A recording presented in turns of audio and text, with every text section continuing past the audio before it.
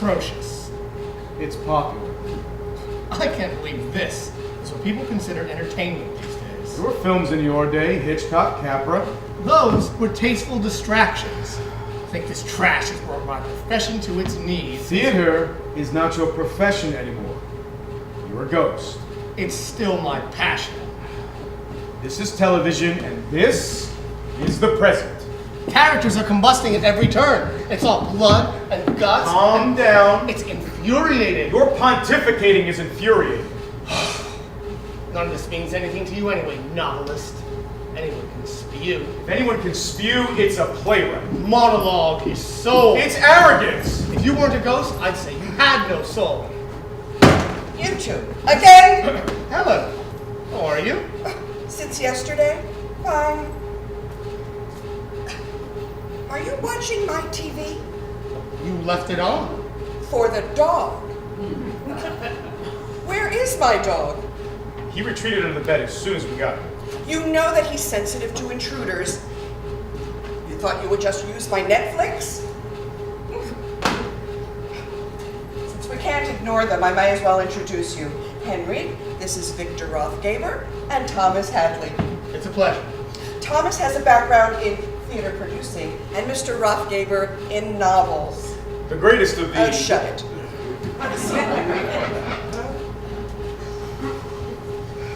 Can I have some water, please? I'm crazy thirsty. You do not get thirsty. Go easy on him. It's not like he's ever been dead before. Can I have some water, please? Something stronger, perhaps? You're probably not thirsty. How am I mean, I thought ghosts sort of fell through everything. Shouldn't we be floating or something?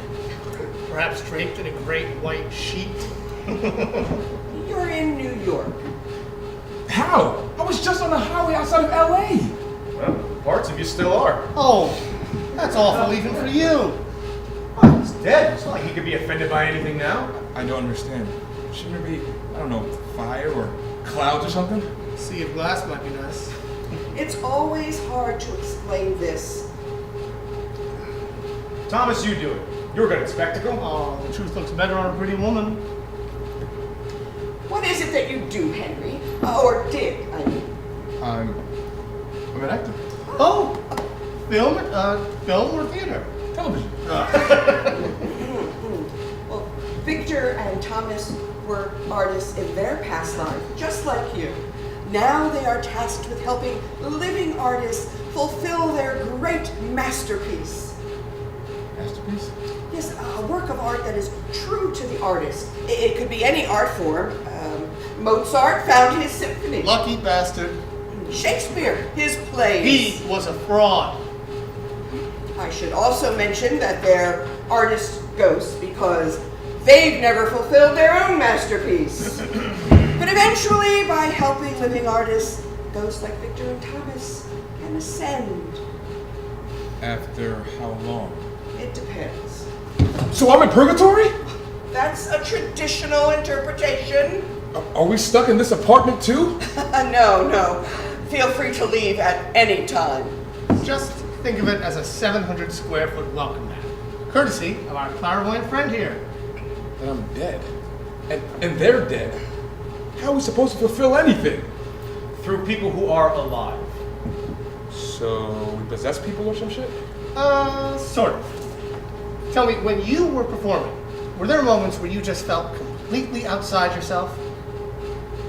Well, there you go. You were being moved by something greater. There was an artist ghost helping you get to that moment.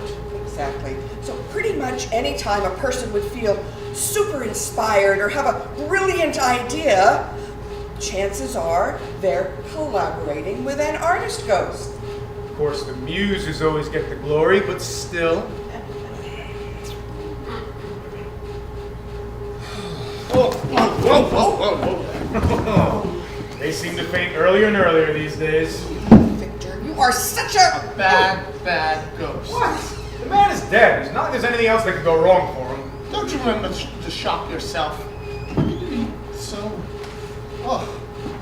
Look, I've gotten over it, as have you. So, on that note, I'll leave you two to deal with him. I have a possibility to explore. No, you don't get to leave that easy. Come and tell us all about it. There's not much to tell, really. Oh, I bet he's full of ideas. He's hit a blockade, actually, so... Witty? No, he's quite plain. A traumatic history. Depths of agony to pull from. No, he's quite shallow. Maybe a little spoiled. Does his prose at least have style? With some influence. Huh. Sounds like a damn fool. Well, he's just fool enough. Right. That doesn't sound promising at all. Thomas has a point. I'll take you to him right now. You can see for yourself. Oh, yes, go! Please, go and see. Now, mind your ghostly matters. I'll just stay here and keep an eye on the newbie. And find my damn dog. Bruno, where are you, boy?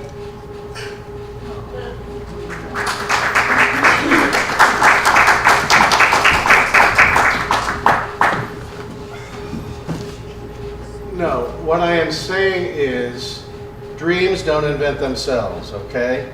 You have to give your characters time to speak to you, for the plot to unfold. So what if you're tired? You're supposed to find greater energy in this. Question in the back? In the threads, you mentioned that the main character, Drake, Dylan... Douglas. Douglas! He can't find himself but on any place but on the canvas. Would you, to me that was Walker's sense of self. Would you agree? Yeah, it could be. Well, it is or it isn't. All things with intention, like Douglas says on page 139. Okay, all right, sure. I suppose I'm my best self when I'm writing, yeah. Seems a little too introspective. Oh, look at the time. If there are any other questions, email me at writingismylife@gmail.com. Thank you for coming.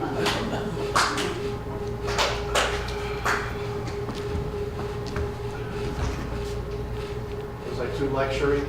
Not too much. Want a copy of my book? I've got a whole damn box. I'll even give you an autographed copy. Thanks, but I've got plenty of books. One of yours, actually. The biggest adventure of all. Oh my God. My one-night stand with that children's publishing house. Are you a writer? Project manager. Fun project? Email migration. Fascinating? Interesting.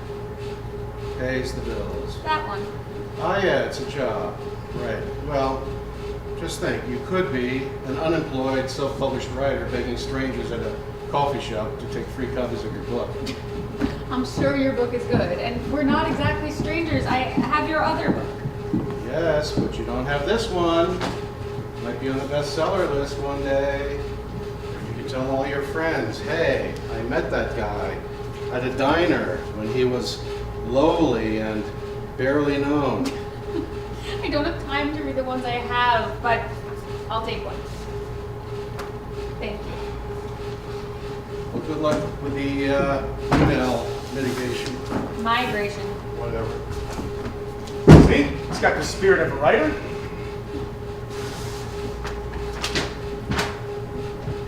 He's unappreciated. And pompous. A novelist has to defend their work. Besides, he has a very nice flair to his sentences. I'm not sure flair is a good word. The rules do not say that his masterpiece must be good. It must be true to the artist. But don't you remember Harley? He was what, that sculptor? He found some homeless man who made this monstrosity out of pans and twine, and that was the man's masterpiece. Then good old Harley made his way up to... Besides, Ed is dedicated. Dedication is for want in these times, from what I've gathered. And what the hell are you looking at? You know, your Ed might be all of that, but he's also got the ego. An artist can't just be dedicated. They need a little zest in their life. Oh no, absolutely no zest allowed. Especially if it's female. Well, she's younger. She's eager. She's not an artist. Oh, look. She's writing. Got it. Most of this is... No plot whatsoever. How would I make something out of this garbage? No, Ed is my best bet. For once, why don't you try someone with a little bit of self-discovery? An identity crisis? Now you sound like you belong in Hollywood. Don't insult me. I'm trying to help you. But as usual, you're too stubborn to see outside your top hat. Unless we haven't had a good wager in decades. Oh no, I will not get wrapped up in a battle of egos again.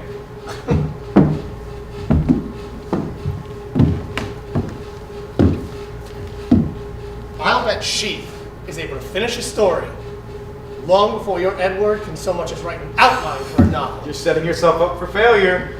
You're a man of the theater, not a writer. Besides, it would take you years to sort that one out. Give me 1 month.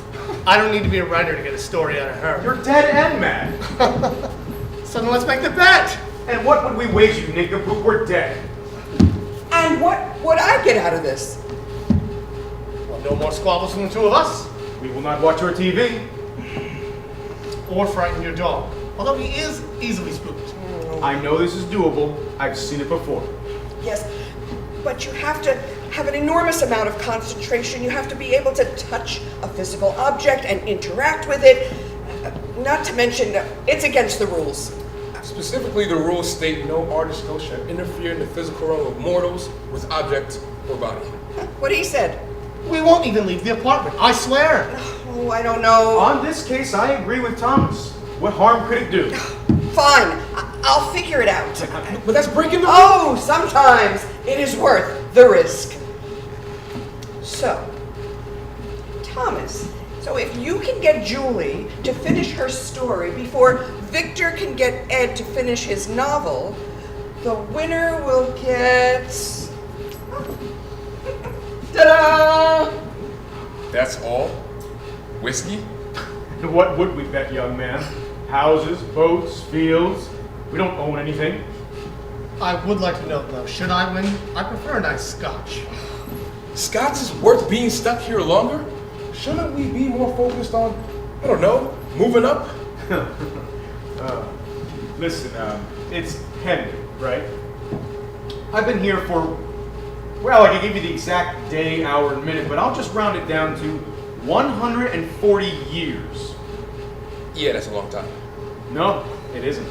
You know why? Because time doesn't get measured here. Not really. I keep track because of a nasty habit from when I was living. When I first got here, I was like you, eager and in a hurry. But then I realized it all feels like the same hour, the same minute. It might as well be. Why? Because eternity is only special when you're alive and time is limited. You are such a drag. I'm a realist. It's probably why all those novels of yours didn't sell. Oh, and how would you know? You died in what, 1942? Well, if your work were classic, you wouldn't be here. Right? My dear boy, Hemingway spent a few lifetimes here. Tolstoy, Bach. What? Just because an artist gets famous doesn't mean they've achieved their purpose. Eternity doesn't care about fame.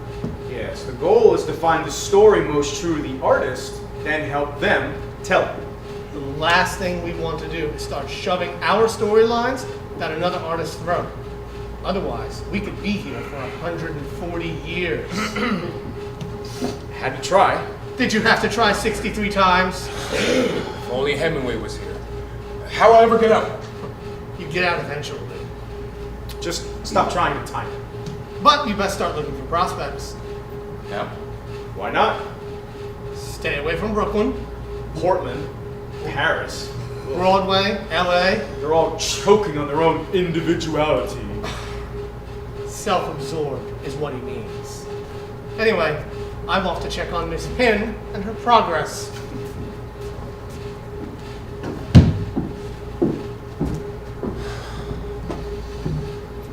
What is it? Nothing. Oh, questions leak out of your pores, young man. I can smell it from here. I just don't know where or how they even start. After the first one, it gets easier and easier. I tried it the other day. I can't do it. I just can't. I'm sure. Like anything else, it just takes practice. I tried it with the guitarist on the corner and with the saxophone player in the subway. And nothing. And then, when I tried it with the guy who makes a drum set out of those buckets down by Union Square, turns out a ghost already claimed him. and nearly tried to kill me all over again. Good thing you can't die twice. It's gonna take an eternity just to start. Maybe I should have done more pro bono work, you know? More weekend projects with my college friends or something. Maybe one of those scripts would have been my masterpiece. I wouldn't be here right now. I highly recommend you leave the street artists alone. They are not for amateurs. It's the first thing that came to mind. How am I supposed to pick some random artist? You don't just pick a random person. Well, what do you do? Oh yes, Victor. What do you do?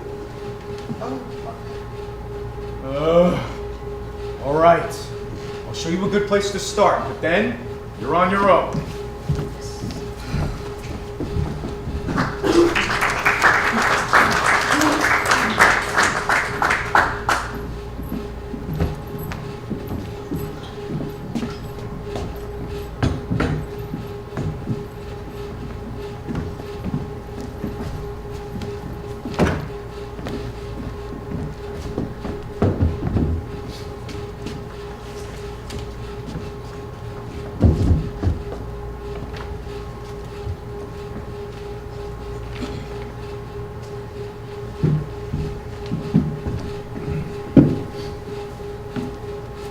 I know what this is. Cold coffee, week-old pastries, tangible utensils. It's a casting call. Best place to start. Really? You said you were having trouble finding an artist. First, find an artist. Use your sense of smell, literally and figuratively. Right. Lots of sweat. He's doused himself in cologne. A little too neat. Insecurity? He's trying so hard because he wants this so bad. It's a mathematical equation. The rest is watching and listening. I'm not sure what they told you, best guy, you know, but I have potential ever since I met you. I see that about myself. Making everything I am and everything I could be. Just give me another chance, okay? I promise I won't fuck it up again. I know you hate this, but I promise you anyway. That was bad. So bad. Well, you gotta start somewhere. Joe Johnson? Yes, I'm Joe. Sorry. Okay. Okay, Joseph. Joe. Joe. Now it says here you're definitely available for the full week of filming? Yes, definitely available. I have a schedule wide open. I mean, a wide open schedule. Great. And you're okay with the fact that this is a non-union gig? Totally, yeah. Unpaid? Yeah, that's fine. You know, I just love the opportunity. Okay, well, Joseph. Joe. Show me what you got. Start on page 3 there with Brian's monologue. Yes, of course. Aside from staring at him, are you trying? I think so. You need to really look at him, okay? He's nervous, so use it. What I mean is, nothing's gonna get rid of those nerves, so work with them. I'm not sure what they told you. I'm not the best guy, I know. But I have potential. Ever since I met you, I see that about myself. You make me everything I am and everything I could be. Just give me another chance, okay? I won't fuck it up again. I promise. I know you hate this, but I promise you anyway. Sometimes when people are nervous, they focus so hard on what's in front of them, they fail to see what is around them. So maybe have him use the space more. Like, move around or blocking? Give it a try. But you need to find the thing that's real for him, okay? He's wearing a necklace with a ring on it. He's not very well put together, and the back of his head's not shaved. Single, but wasn't always. He's tired. His eyes have shadows, and the moment he looks away, he closes his eyes. Yes. All right, let's do it one more time.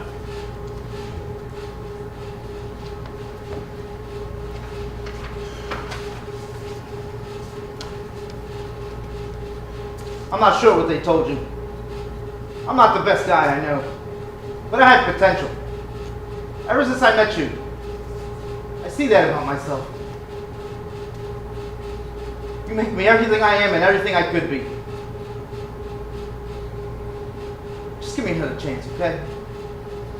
I won't fuck it up again. I promise. I know you ain't do.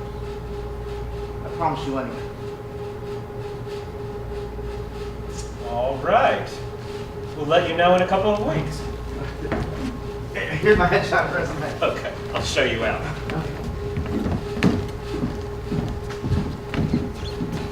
That was amazing. There you have it. He just picked up on it. I had to see what was real for him. So doing character work all over again. Good work. What's next? Next person he brings in, I guess. Casting calls are a great place for practice. Lots of chances, lots of characters.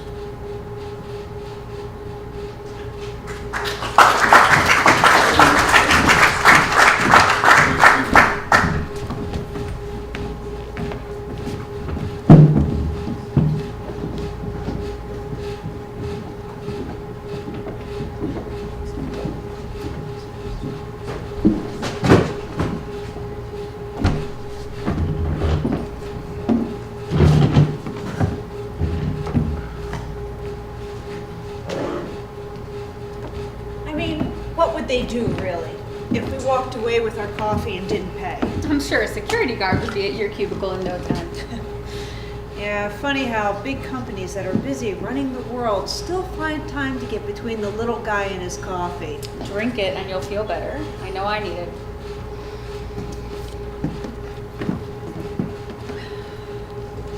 Bad day? Yeah, I made the mistake of actually having an idea during one of those team meetings. Oh, Jules, you ought to know better. Reading between the lines is very important to this company. In fact, you not only need to read between the lines, you must learn to ignore the text that is there completely. Mm-hmm. I told you, Madison knows nothing. Those stats say it all. Now all we need to do is make sure our customers understand that. I want a meeting at 6:45 tonight. I don't care if it's after hours. We don't have a shift when it comes to this. Don't worry, Cal. Only 20 more years and you can retire. Yeah, right. And you're a millennial. You'll never retire. You'll just quit indefinitely. This is Julie. Good morning, Pete. Yes, I saw your email. Yes, I just want to make sure I understand you correctly. So the positioning we have now won't get our visibility up, but if we position the logo so it's more towards the... No, you weren't asking me a question. Yes, I know what a question sounds like. Yes, I hear you. Okay, I'll let him know. Sorry, Jules. It's not your fault. Anyway, I gotta go. Meeting at 10. Walk later? Yes, please.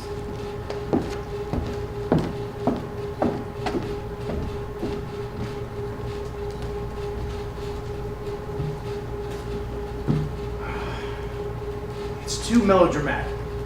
What you need is a story based on truth. Okay? Now, your prose is too weighty. It belongs in the 19th century. So, how about a 19th century tale? It's not honest. There's no truth to it. Exactly. It's too melodramatic. Well, it is fiction, so of course it feels fake. It is. Melodramatic. It's too melodramatic. Or maybe a touch heavy. Melodramatic, you fool! Melodramatic almost. Perhaps you should pick an idea that's closer to home. It needs to be something I've gone through. Yes. Something closer to home. Close to home. Pizza. What? No, for the story! Just go to Dominic's, it's easier. Oh, we aren't hungry. We don't get hungry, we fight!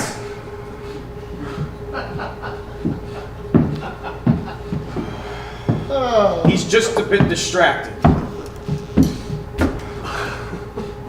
Yeah, Dominic's? Yeah, I'd like a pizza delivered, please. Half pepperoni, half sausage.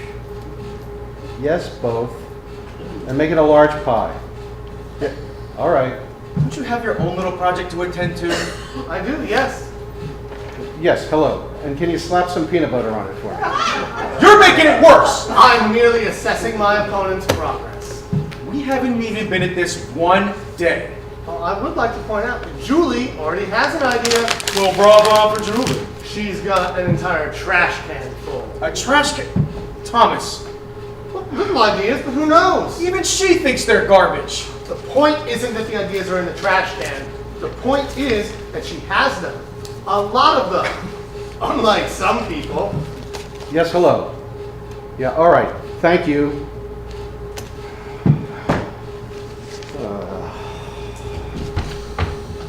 Okay. Let's see. Maybe there's no dead guy. Maybe it's something more simple. After a whole afternoon, he's bound to figure something out. Dedication. Now, let's have a look at your little fixer-upper, shall we?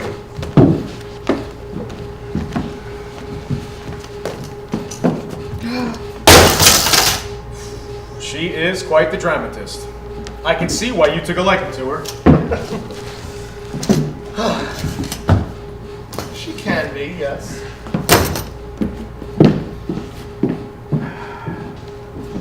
You know, it occurs to me, my subject has little time and little confidence. Meanwhile, your specimen used some inspiration. If only I could get the man to starve. Have you seen hungry writers? They could start and end wars with their prose. But no. He has to order pizza! At least he's having it delivered. And I'm not referring to hunger or food. Sometimes two people can inspire each other. No. What good are they if neither of them starts to write? Look, it's cheating, okay? Ha! You're just worried that with a little inspiration, Julie Pinn is going to destroy your shop at a glass of whiskey. Oh, she doesn't stand a chance. Let's make the bet, or why not?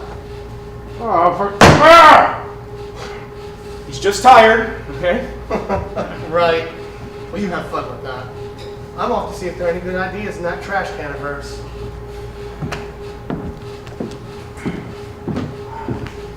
All right.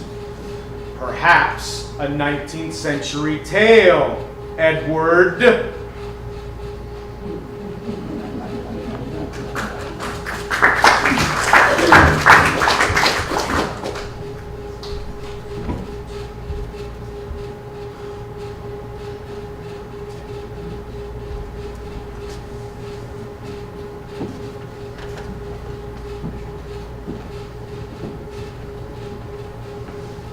Writers start with a framework. We prop up the walls of our story with that framework, but the point comes in every story when we challenge its strength. We remove the props.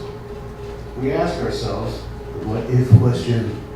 That is, you take the largest, most weight-bearing part of your story and you ask yourself, what if it did or did not happen? What if the character did or did not exist?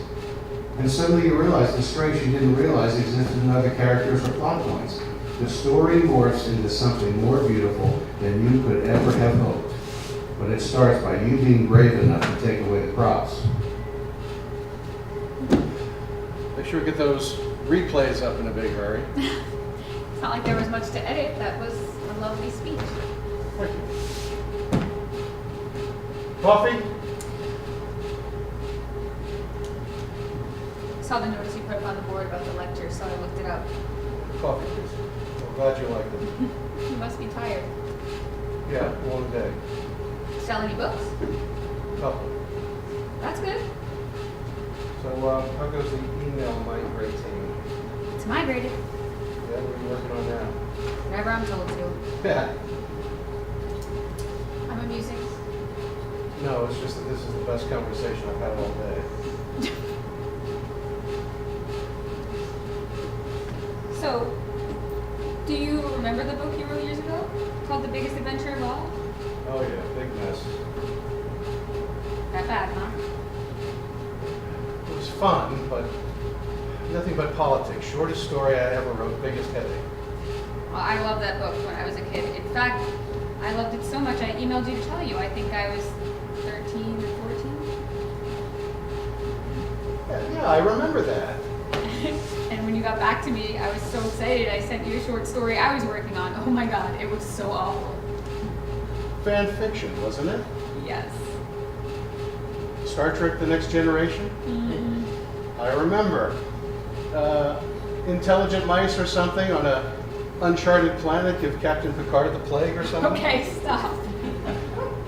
I think I gave you positive feedback for a social subtext, didn't I? You did. I was so happy. Best feedback ever. Glad somebody read that book. I had crazy ideas back then. Still do. Just as long as you're over the fan fiction phase. Definitely. Actually, I could use some feedback again. I have a question about writing, and from what I've seen, you're somewhat of an expert. No, one lecture at a community college does not make me an expert. You're a hell of a lot more expert than I am. So, are you ever not sure about an idea? Every time I have one. To the point where you can't quite read it yourself? Read it or write it? Both. Sure. What are you working on now? Sometimes you have to focus on distribution. That's not a bad thing. I've been distributing this thing for 3 years now. I didn't realize. Well, here we sit. Two writers, one who's afraid he's never going to have another idea ever, and another one who's afraid to even read hers out loud. Quite the pair. I'm not a writer, I'm a project manager. Your idea is about email migration? I have ideas about everything, just know where to put them. I hear pages are a good place. Yeah, but then what? Do those pages just sit in a drawer for the rest of your life? No. There's always yard sales. Who knows, one day that idea of yours may sell for a dime at a flea market. Just seems like such a waste to pour so much into something when you know it won't even be read. Listen, good ideas find people. They find the right people. Think about it, that children's book you enjoyed so much, I think it sold maybe all of 1,000 copies. And it was when I realized that I had chosen the path of a pauper. But that story found you. You got something out of it, didn't you? And now here we sit 15 years later in a coffee shop talking. The only way stories don't get read, the only way screenplays don't become movies, and the only way emails don't get migrated is if you do nothing about them. Okay. Let's say I do want to write an idea. How should I start? Just start. If I gave it to you to read, would you mind? Well, I guess if I could get through your fan fiction, I could get through whatever you're writing now. And what would you advise a man who has no more ideas? Go to coffee shops less. It's quieter.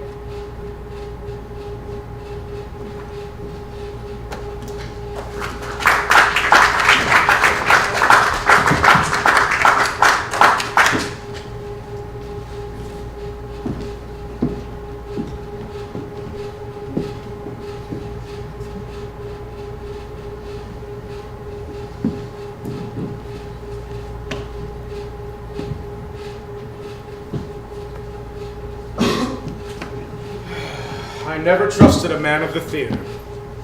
I'm just looking. You're meddling. I'm researching. According to her calendar here, she has very good social life. Any more brilliant ideas buried among the coffee cups? I'm sure there are. He was busy writing when I left him. Ah, I was right.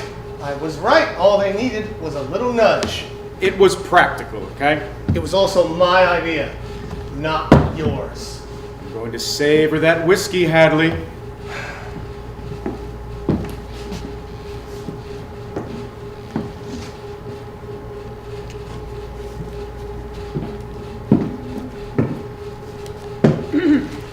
I wasn't snooping. I promise. It's alright. See anything you like? Well, yeah. You should pitch this. I haven't had enough coffee to lie to myself yet. No, seriously, Pete would like this. Go for it. No, it's your idea. You should pitch it. No, thanks. I'm good. Come on, you do it. Pete will take it better if it comes from you. Oh, that's not true. No? Fine, I'll put something on for Friday. Great. Make it to after 1, though. I don't want to rush back from lunch. God forbid.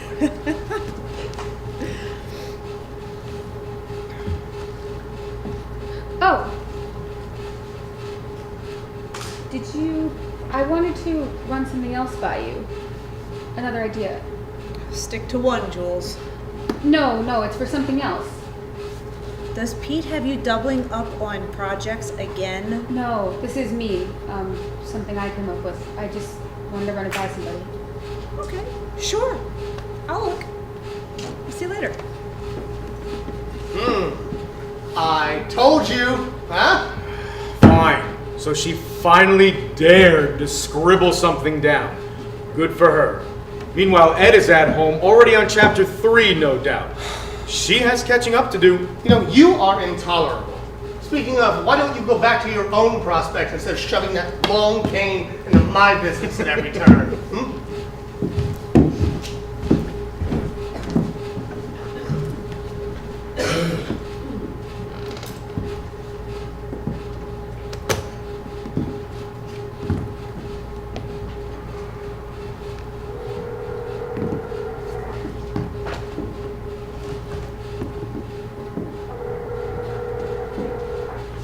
Yeah.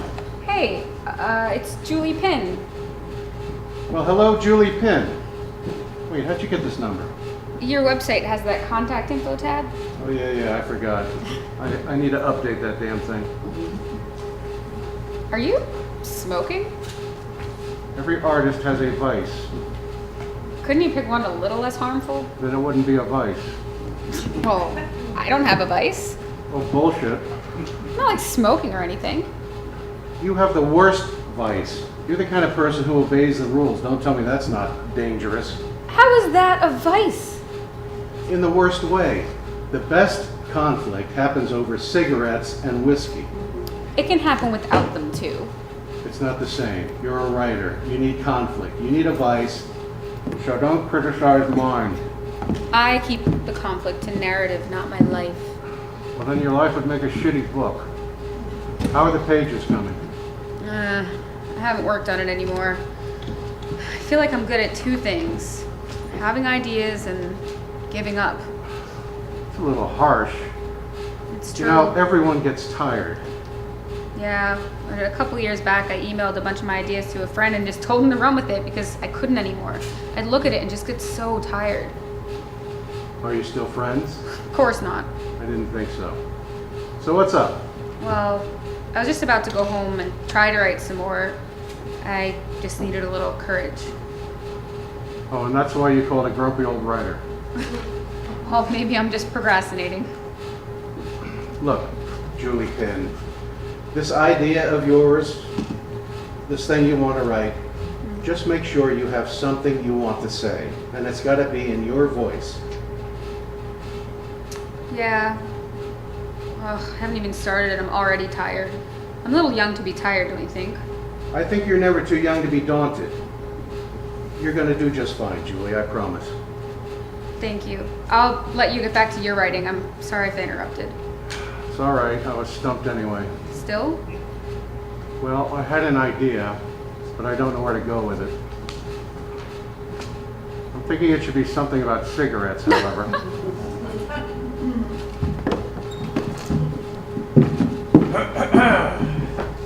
Now that we're done with that phone call, let's get back to work.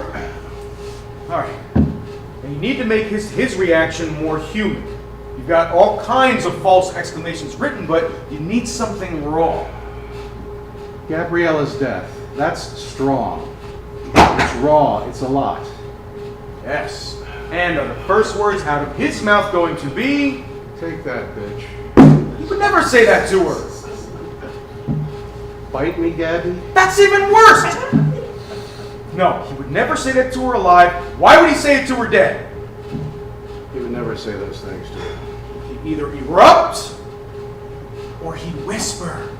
There is no middle ground for him. And it's got to be guttural. something from the gut, raw. Silence. Yes, silence. That works. Okay. And he feels like he can't say anything to her because of how he behaved. He never could say anything to her, so he says nothing. Exactly. Thank you.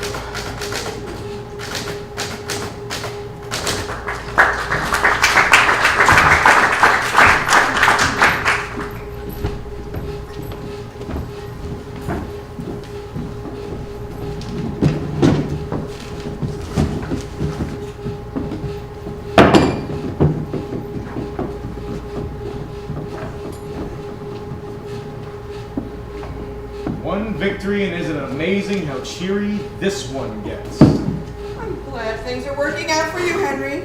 No, it's working for me too, by God. Julie is hard at work. Exactly. At work. She has a day job. She's exhausted by 6 o'clock p.m. and barely has the energy to turn on that computer of hers. It's a start. She's trying. She's nearly excited about an idea. Trying doesn't make for victory. Ed has the entire day to write. He's bored. You should be careful his work doesn't turn out the same way. Ouch. Look, you both have a point. Stop being a diplomat, Henry. Make strong choices. Defend those choices. Did you learn nothing from acting? If you want a strong choice, I think this whole thing is nuts. Two alcoholic ghosts. I beg your pardon. Well, who else would wager a drink? There are no addictions in the afterlife. That's not my point, Helen. You know, I may be a ghost, but I still have feelings. Is that what those are? What I'm saying is, there has to be some sort of order to this afterlife, right? A point system of some kind. I mean, what do we get out of pissing off whoever's out there by making it so that one of you can have a drink? It can't be good. Henry, I've had to start taking Bruno to therapy. A dog in therapy? This century gives me a headache. Oh, yes. If only we could have good old polio back. Look, I am so ready for you guys to have that drink, and then just give me some space. It's not you. It's me. Me and all my warm-blooded, flesh and bone need for some absolute fucking silence! Just saying. Do you feel Offended? Greatly. No. There's a shift. Yes. It's like the air went cold. Oh, I feel it now. Who is it? What is that? It's like a stench. I don't get it. What's happening? It already happened. There's nothing we can do.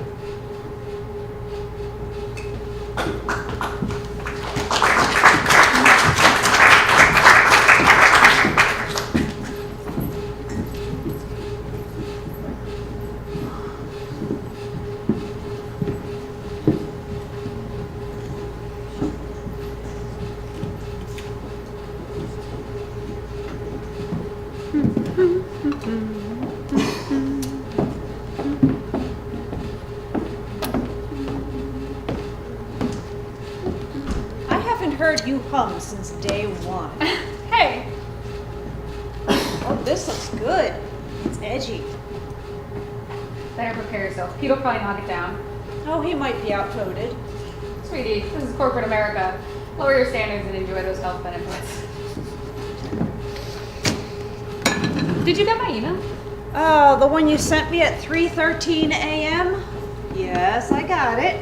And Well, I haven't read a stage play since high school, but it seemed good.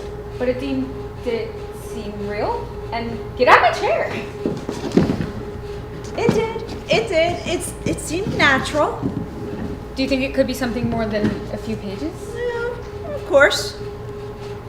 Forget it. What? I said it was good. Sure, you thought it was good.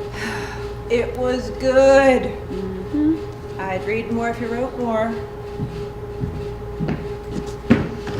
Oops. Is this what we do on company hours? Chit chat! That's one hell of a brainstorm that you have going. Let's keep it quick, all right? Brevity is our friend! Anyway, I'll see you later, Jules.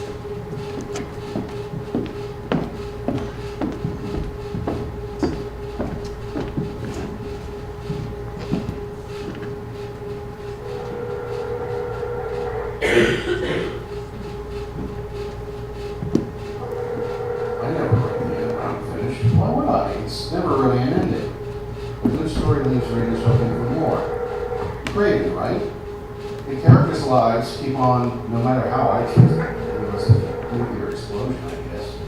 But even then, there would be life again in 1,000 years, so why write those words? I don't find the need to have a beginning and an end. The beauty of art is that it continues.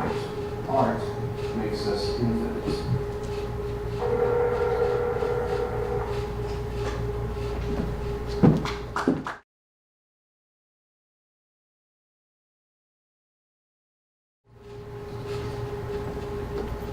Jules?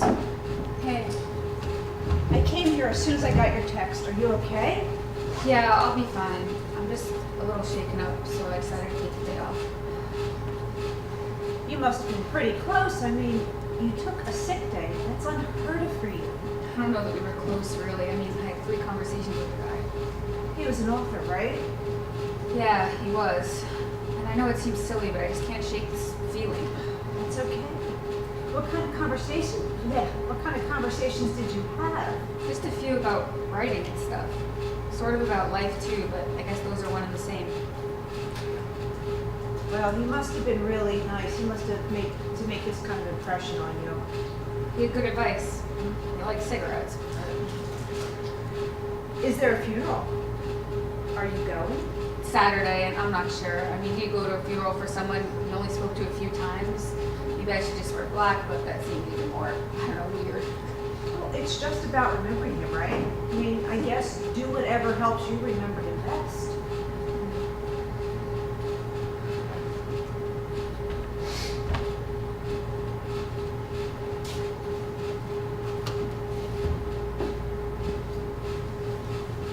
Did you hear about it? Yes, it's a shame. It said it was a heart attack. No symptoms, no family history of that, just went. Ugh. Scary how sudden it can be. Smoked a lot. Maybe it was that.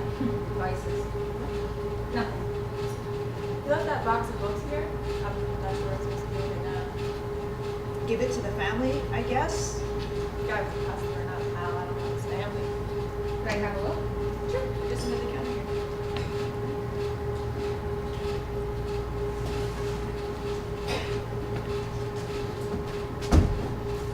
You should take one as a memento. You guys are going to be careful for it. What's that? It's a notebook. A girl with all the ideas. There's so much in here. You had a zillion of those books, I remember him telling me. Go ahead and take it. He's going to take a liking to you. Why don't I stay here a little bit longer? I came in early. A late lunch will be just fine. You sure? I'm the one who took a sick day, not you. Besides, what about that recurring linger?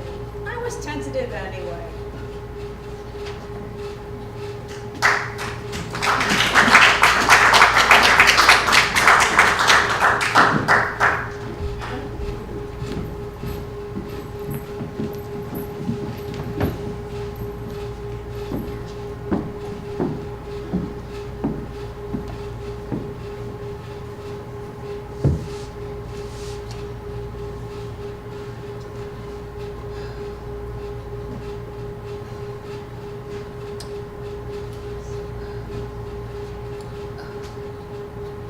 He's really bad.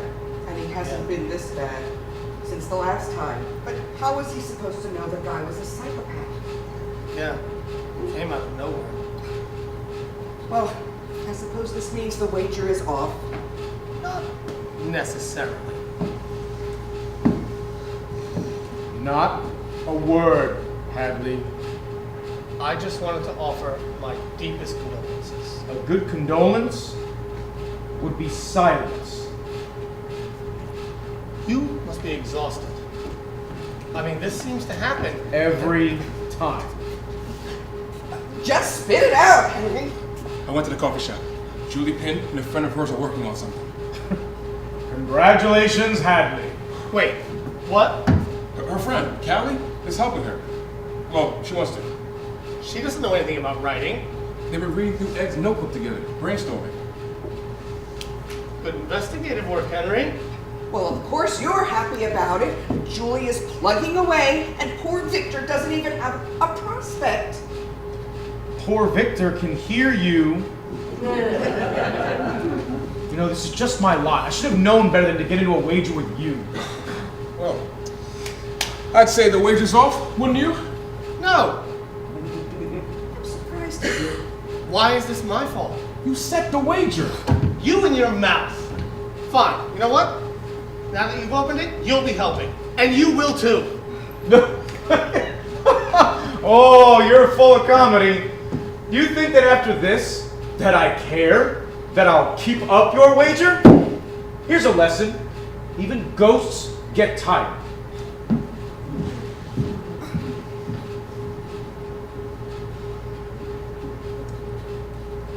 My dog is buried under my winter clothes. Priorities, woman. Your dog will be fine.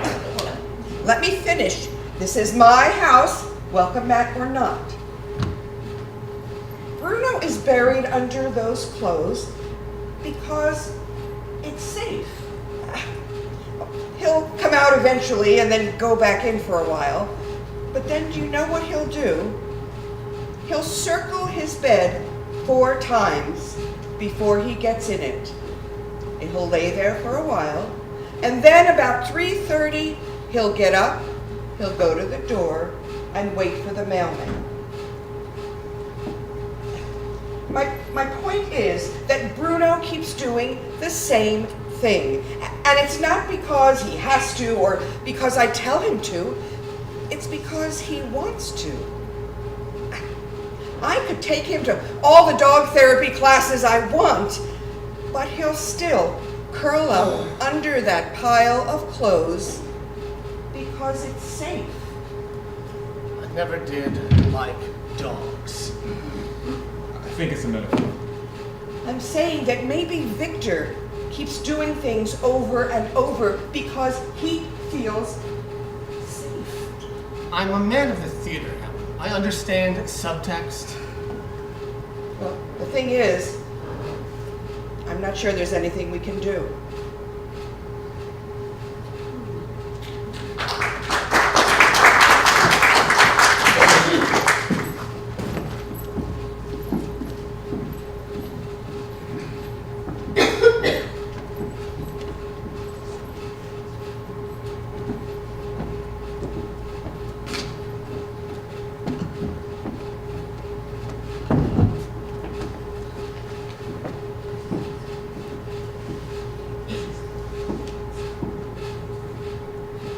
You want to read that out loud?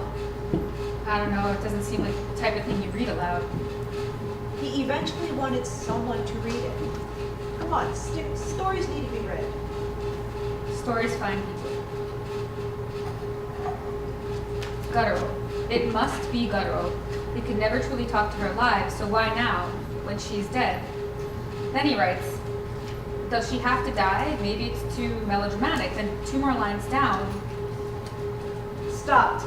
Got pizza. No peanut butter. I like this guy. Title idea, Coffee Shop Conversations. I'm not sure I'd read that. Wrote at home. Was told not to write at coffee shops.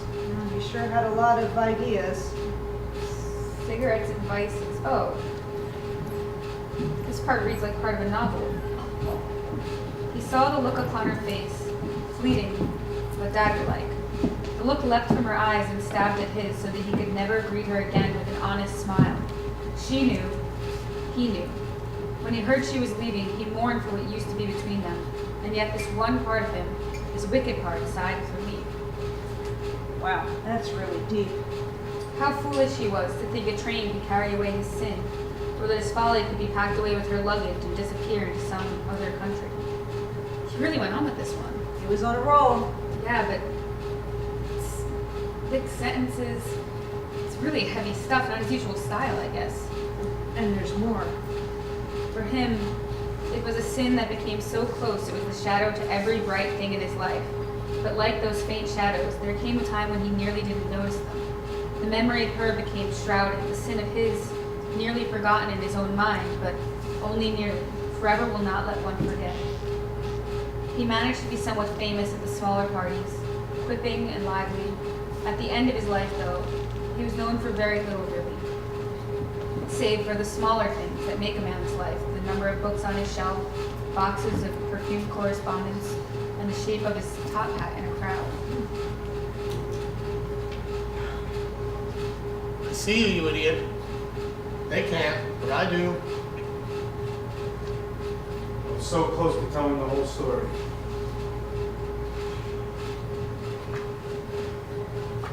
And they can see it. Look at that. They can see it comes from something real. You can find it again. How long? Another 100 years? So, the top hat that man Ed was describing, it was you? Most of it. He had a more melodramatic tone that I would have liked, but yes. What did you do? Did you kill someone? No, God, no. See, melodrama gets you nowhere. Helen, it doesn't matter what he did. The point is... The point is, I committed a terrible sin against another artist a very long time ago. Let's not rehash the past, Victor. I hit a blockade. I was coming up on a deadline, and I just took it. I didn't think she would even notice. She didn't seem to care much anyway. You know, she hadn't even realized she'd written something beautiful, something brilliant. And I took advantage of that. I copied the words, but none of the heart. Well, did she ever get to this place? I don't remember her. She wasn't here long. She ascended long ago. And me? Because I committed a treason of sorts, I'm stuck here. Indefinitely. Until I can make up for it. Which is doubly cruel because every opportunity I get just gets Snatched away. Yes, a very well-told tale of woe, Rothgaber. But you're missing the point. Our wager. You and that wager. You pompous ass. The wager is off. It is not. Ed's work lives on. It's in the hands of Julie Pinn. Oh, I see. So I'll just do your work for you then, huh? Have her write the manuscript so you can savor that whiskey while I wallow in grief and a wounded ego all at once? You have an incredible knack for making things just all about you. Oh, no! So sorry. I saw an ant and I got freaked out. Excuse me. Could I have some water, please? A bottle, not tap.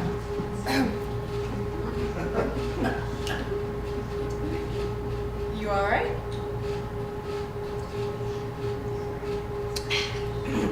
Yes, thanks. It's just that I don't like pests of any kind. Say, that writer who died recently, didn't he come here a lot? All the time. That is so cool. Not that he's dead, but that he used to come here. Right here. Why, he could have been standing right where I am now.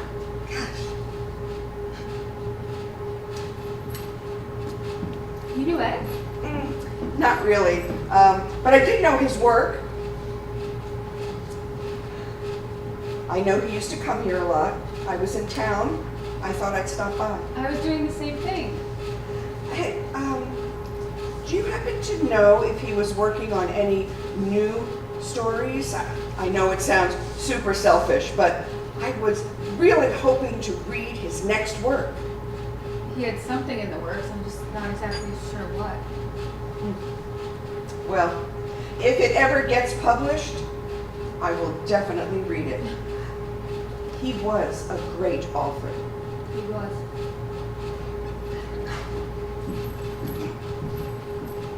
I don't know anything about novels. Neither do I. I wish I did. I don't know novels. I don't know plays. And I am absolute shit when it comes to poetry. But I know you. I know you've got that notebook and you have ideas. And you want to do the right thing. I can't write a novel. So don't. But say something. Write something that's you. I'm not exactly sure what that looks like. Oh, sure you do. You just have to look at her.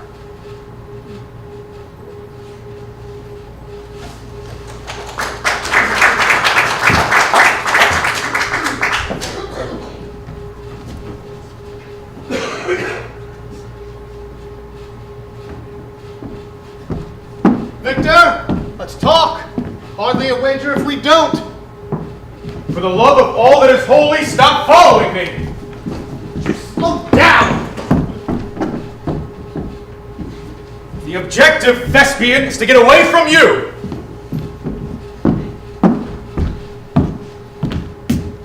Beat change. Can a ghost get me privacy? Oh, calm down. It helps to talk these things through. I'm through with the wager. Ed is gone. Julie has her work. You can finish it through her. Oh, Ed's notebook now belongs to her, so now it's her work? Yes, that's the better part of a writer. Everyone knows that. How convenient for you, though. What does she know of novels anyway? She can't finish it. Yes, she can. Look, do I look like a man who wants to try? Oh my God, you know, there is a chance here, Rothgaber. Great art means hard work. All right. How promising. An empty desk. Right. Well, you're right. Maybe we could have done without this desk. You know, it only takes one stranger in a coffee shop. Would you please? I'm on a call. Excuse me? You're both terribly obnoxious. And you are? On a call. Although this damn headset must be busted. I'll need a new one. I've been hearing nothing but static the last few days. He sees us? He's a ghost. Of course he sees us. But we only see other artist ghosts. Maybe he had a hobby. Hey, instead of standing around on company time, how about pointing the way to the new headsets? I'm not sure a new headset is going to help. Have you heard of a woman named Helen?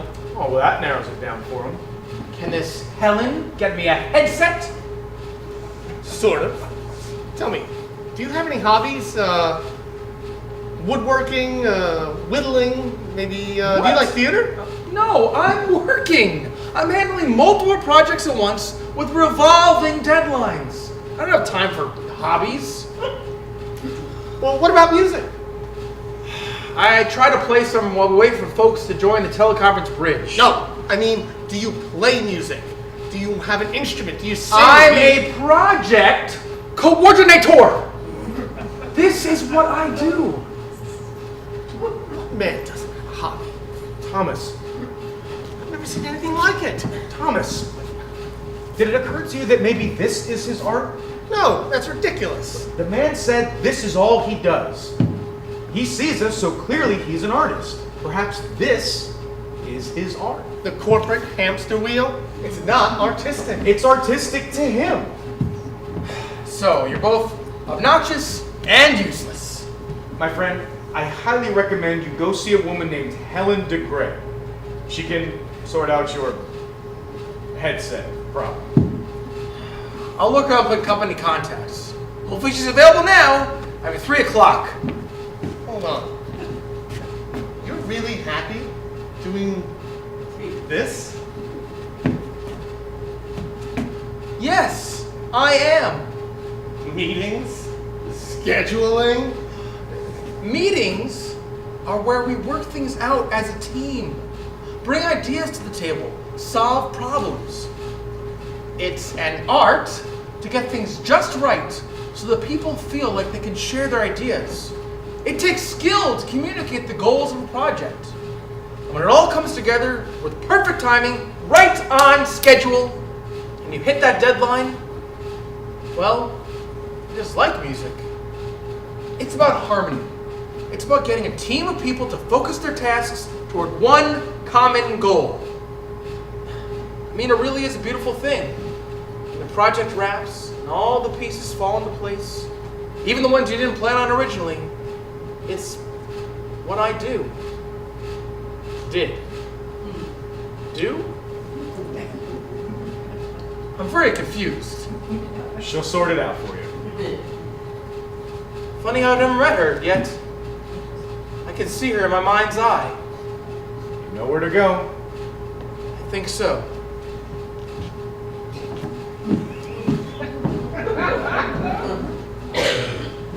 I don't know why I didn't see it, Victor. Art is different for everyone. He is an artist, just not in something we are familiar with. I suppose you're right. I just didn't realize. You know, I've learned a few things over the centuries. Nearly said I was right.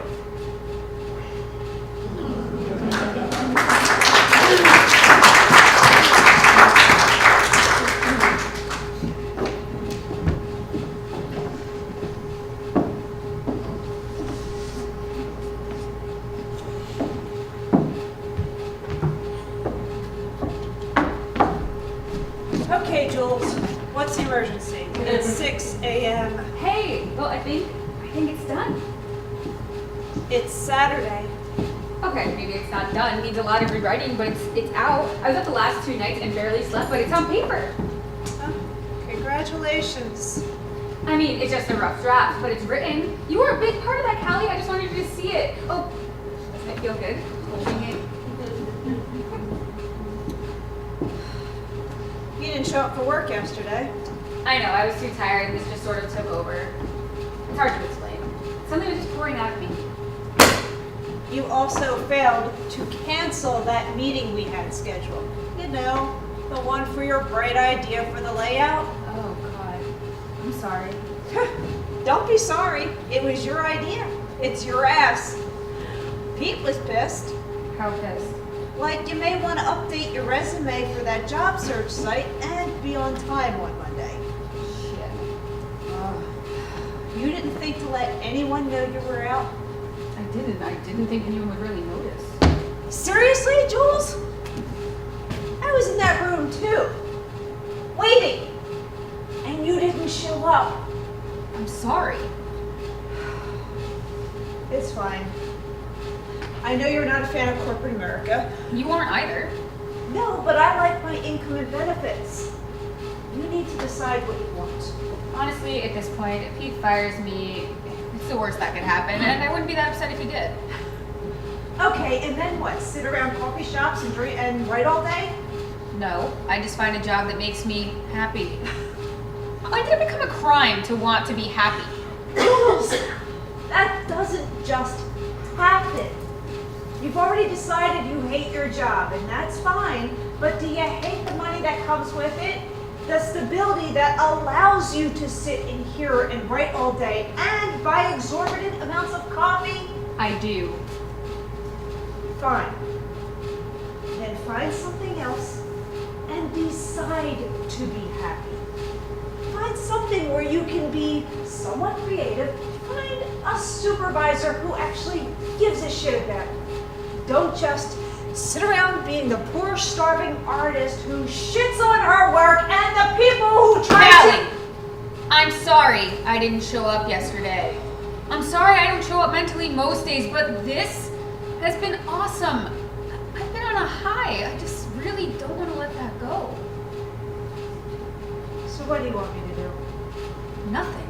You've done enough. I just wanted you to see it. No. You wanted me to say, it's wonderful. It's the next big thing. And Callie, maybe it will be. Or Julie, maybe it will be. But some of us are trained monkeys, I guess. And we want to sleep in on our Saturday mornings! Okay? I'm going home. Email it to me. I'll read it when I can.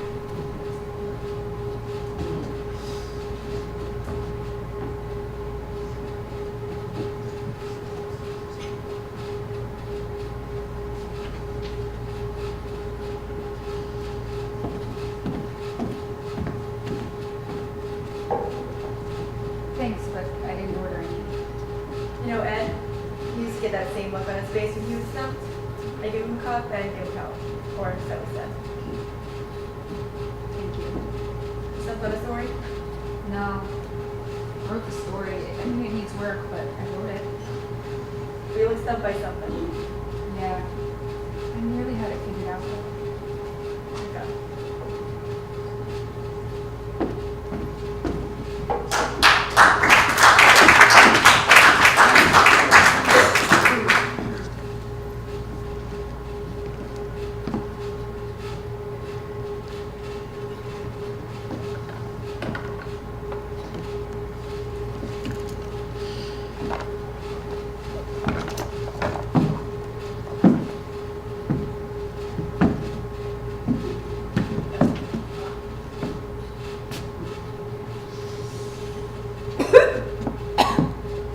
What are you doing? What am I doing? What were you said about the smoking? Quitting you're about to do. I guess you can't know, huh? You didn't know him long enough. Heck, neither did I. Guess I better stick to my own vices, huh? I'm sorry, Ed. If you can hear me, I told you, I'm good at two things, having ideas and giving up. I don't know which one this whole quitting thing is yet. Well, it seems pretty obvious to me. Quitting is quitting, I guess. But I can't do this anymore. I can't keep throwing ideas and not being heard. Sure. You're sick and tired of being rejected. And do you think you're the first person, the first artist to feel this way? No. Rejection is what we do. Rejection is exhausting. I don't handle it as well as I thought. You don't handle it well. I don't handle it well at all. Probably never will. And I probably never will. God, I'm no good at this. I was so excited over a rough draft and I was so stupid. I missed work. I hurt Callium for what? For a stupid story. Look, breathe in. Slowly in, slowly out. You finished that rough draft. You threw yourself into it and out came this story. A story Ed would have been proud of. Although, I guess you can't know that either. You didn't know him long enough. I know what you're thinking. You're looking at those pages and you're thinking, needs work. You're reading through that dialogue and you think, needs work. You look in the mirror and you think, needs work. Yeah, it does. It always will. So much. That's life, sweetheart. I know that's ironic coming from a ghost, but believe me, I know better than anyone. Do you know what the biggest sin of youth is? It's not the sex, drugs, and rock and roll. It's not the obsession with television or the sense of entitlement. It's a tendency to see the world in extremes. You're either a starving artist or you're a stuffed shirt. You're either a single-minded career woman with no time for her family or you're a full-time housewife. Reality? Maturity? That's somewhere in the middle. We have an entire world out there, hell, even an afterworld, of creatures giving up on their dreams because they think everything has to happen at a certain way at a certain time, and if it doesn't, then you quit. Top-headed fools. I can't quit this. I can't quit this either. I have ideas. Somebody has to hear them. If they won't, then I'll just find some place where they will, but I can't give up. Right, Ed? Is that you, Ed? No, not Ed. But you're welcome anyway. I have to talk to Pete. Hopefully he doesn't fire me. Looks like you're prepared if he does. I was unpacking, actually, thinking maybe not yet. You hate it here. I hate not being heard, but it's not smart to just quit with no backup plan. I was thinking I'd try it just a little longer. And nothing changes. If I become a miserable wretch, I'll move on to the next thing. I'm deciding, like you said. Well, if it makes you feel any better, I don't think you'll be here very long. I read that story of yours. What? When? You left it here overnight. I was working late, so I read it. It's really good. It needs work, but it needs a lot of work. But it's good. It reads like you finally looked at yourself in the mirror. Oh God. This is so against company policy. Sure is. All right, let's get you unpacked before Pete sees it. Otherwise, your decision is a moot point. Wait a sec. What? Did you see Pete come in yet? Yeah, he was unlocking his office when I came in. Great, we're going to talk to him. Now? Yes.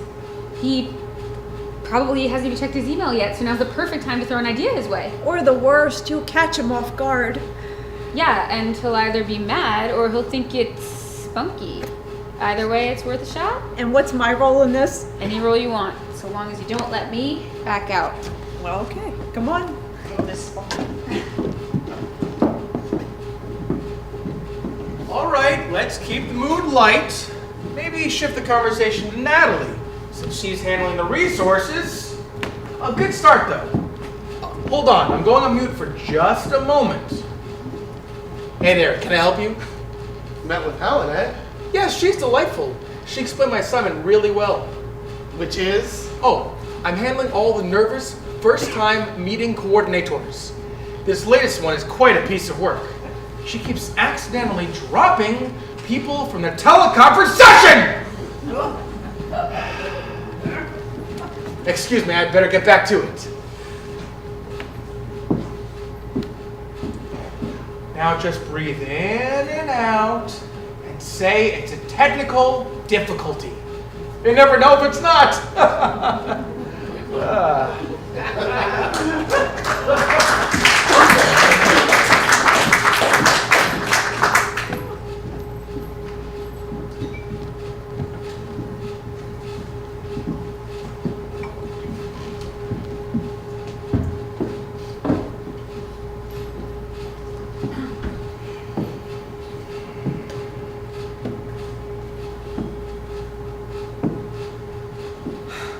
Still sulking? I'm changing tactic. You're a man of the theater, you should know all about that. What's happening? So far, nothing. She's trying to fill our wager. I told you, the wager is off. I have no prospect. Novelists are so gloomy. Don't you think, Henry? I don't know. Never met one. A live one. Because we are a rare breed of man. That's awful sexist. Whatever. No, can the two of you just stop talking and give me some silence? What are we waiting on? I'm not sure exactly. Okay, we're going to give it a shot. We're going to try it on you, Henry. Now see if you can pick that glass up.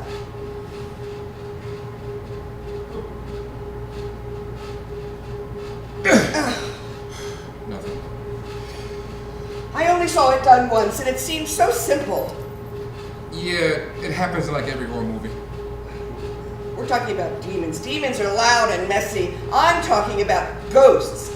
Harmless, but annoying ghosts. Just don't waste your energy, okay? This whole thing is asinine. There's no wager, so it doesn't even matter who can have the drink. Well, I want a drink.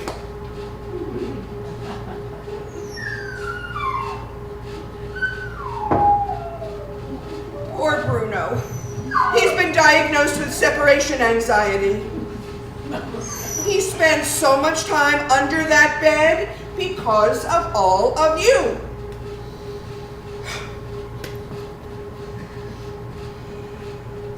Okay, Henry, we're going to try again. Pick up the glass!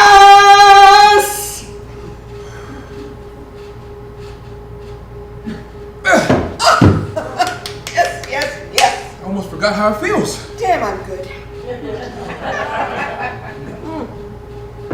Okay, well, now the two of you. Go ahead. It's done. Drink all you want.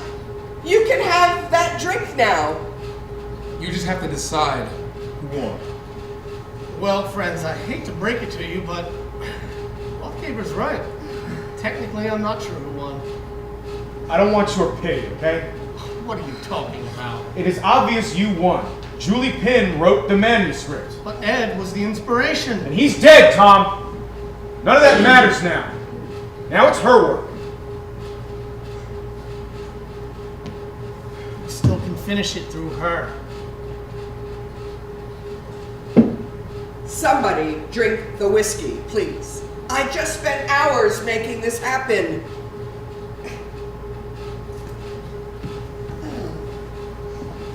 Well, I guess I'll just go keep Bruno company. Ooh, I'll come too.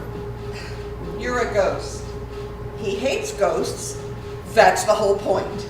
Oh, let me try, Helen. Oh, you're an actor, not a dog trainer.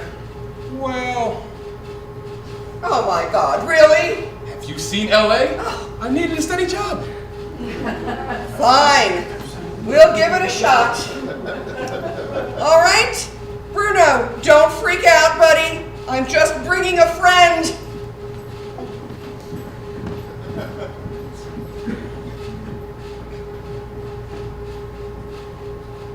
You know, you really should help yourself, Thomas. Thank you, but I don't believe I've won anything. So we both lost our bet then. It depends on how you look at it. Did you read any of the manuscript at all? Oh, I couldn't. Well, I'd like to share a part with you. I'm not sure I could bear such amateur writing as Miss Pinn's. Oh, well, listen up. He grew to live with all his remorse for what he had done. But for all his remorse, he could not change the past. So he forged a future instead. Every page he wrote penance. Slowly, pain grew dull and he began to enjoy the fame. He dared to do good things, and his prose brought joy to many. Yet in death there was a whole new sort of penance. Who knew sins haunted ghosts? She was only writing from the notes that you inspired in Ed. I mean, sure, she was able to tap into the emotion and make it her own, but overall, it was Ed's handiwork. You shouldn't have. That's 140 years? It's unfair, in my opinion.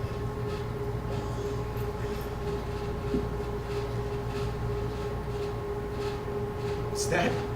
Yes. Yes, it is. For you. I don't deserve this, though. It hardly seems fair. I mean, it was you who encouraged me to even continue. It was Ed's work that Julie finished. It's completely fair. But she put her work on hold to work on Ed's piece. I mean, her Victor, work we could do this for the next century. Would you just go into the damn light? But what of Julie's work? I mean, her work was your chance to get out of here. She's not a very good playwright. Really, novels seem to come easier to her. It's all right. There'll be another. There are always going to be artists who need their ghost. It was never for the stage play, was it?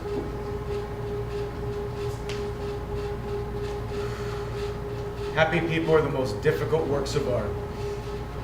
Also, some of the most rewarding and beautiful.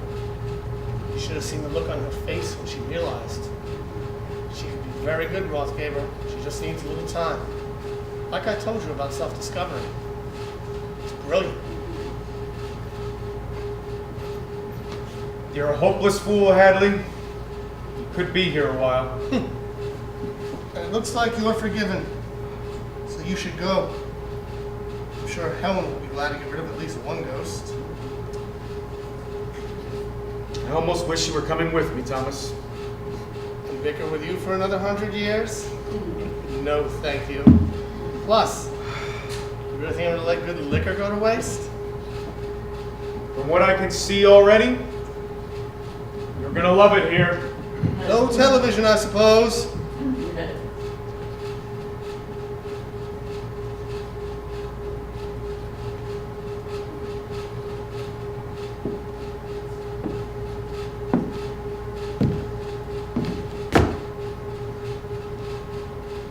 I see you out there. You think you're hiding, but you're not.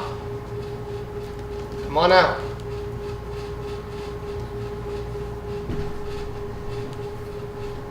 Took him a while to process you. I'm very confused. I don't know where I am. It's all right. I'll explain it to you in a few minutes. After I finish my drink. There's someone I think you'd like to see. We have a lot of work to do.